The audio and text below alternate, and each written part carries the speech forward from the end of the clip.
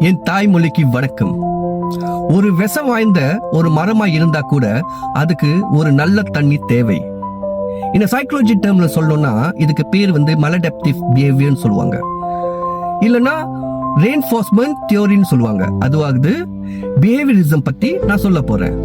இது ஏன் நான் சொல்றேன்னா, விஷம் வாய்ந்த மரம்னு சொல்லும் போது நம்ம லைஃப் ஜேர்னில நம்ம பார்ட்னர்ஸ் இல்லனா நம்ம கூட இருந்து குளிப்பறிக்கிறவங்க, இந்த சோசியல் மீடியால டாக்ஸிக் பீப்புள், ஹேவாக் பண்ணிக்கிட்டு இருக்கிறவங்க, சண்டை போட்டு இந்தியன் சொசைட்டியோட பேரை கெடுக்கிறவங்க, கெட்ட வார்த்தைகளை யூஸ் பண்றவங்க, மோரோவர் சீப் மார்க்கெட்டிங் பண்றவங்க, இவங்களுக்கு எல்லாமே ஒரு ஃபேன் பேஸ் தேவை.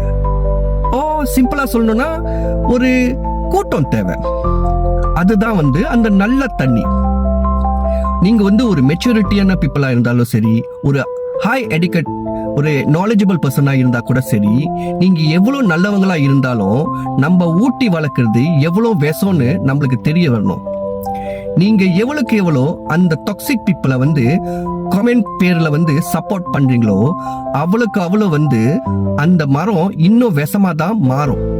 மோரோவர் அந்த மரம் ஒண்டி இல்ல, அதை சேர்ந்து அதை பார்த்து இன்னும் நிறைய விஷம் வாய்ந்த மரங்கள் உருவாகும்.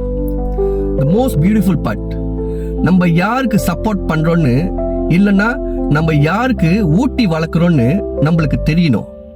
அந்த விஷயம் உங்களை ஒண்டி தாக்குனா சரி, நீங்க சப்போர்ட்னு பேர்ல ஒரு ஊரையே அழிக்கிறீங்க. இட் மீன்ஸ் நம்ம சொசைட்டி மைண்ட் செட்டை வர ஜெனரேஷனை இன்னும் நெகட்டிவா நம்ம கொண்டுட்டு போயிட்டு இருக்கோம். சிந்திங்க.